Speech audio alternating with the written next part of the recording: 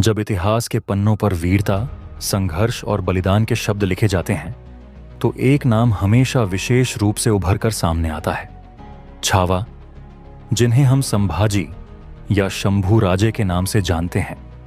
ये नाम केवल एक शाही परिवार के सदस्य का नहीं, बल्कि एक ऐसी शख्सियत का है जिसकी गाथाएं आज भी भारतवर्ष के दिलों में गूंजती हैं। संभाजी का जन्म 14 मई 1657 को पुरंदर किले में हुआ था, लेकिन उनकी जीवन यात्रा किसी सामान्य राजकुमार की तरह नहीं थी। यह वह समय था जब सम्राटों का दरबार अपने भीतर कई रहस्यों को समेटे हुए था। एक युवा जो जन्म से ही युद्ध और राजनीति की साजिशों से घिरा हुआ था, एक ऐसे साम्राज्य का उत्तराधिकारी बनता है जो न केवल भारत बल्कि पूरे विश्व में अपनी वीरता के लिए प्रसिद्ध था। संभाजी महाराज का बचपन अभावों और संघर्षों से भरा था।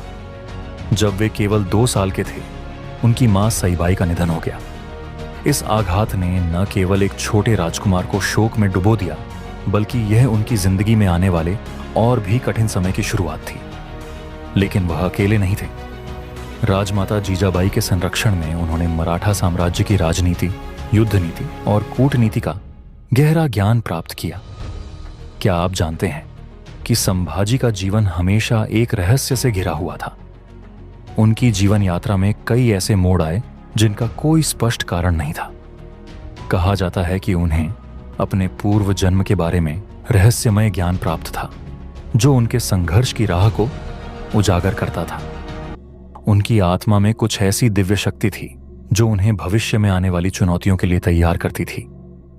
उनके सपनों में शिवाजी महाराज का आशीर्वाद और अदृश्य शक्ति उन्हें मार्गदर्शन देती थी। संभाजी महाराज के जीवन का सबसे बड़ा मोड़ तब आया जब वे केवल 9 वर्ष के थे। उनके पिता शिवाजी महाराज उन्हें अपने साथ लेकर आगरा अभियान पर गए थे। यह वह समय था जब संभाजी ने पहली बार मुगल सम्राट औरंगजेब को देखा था।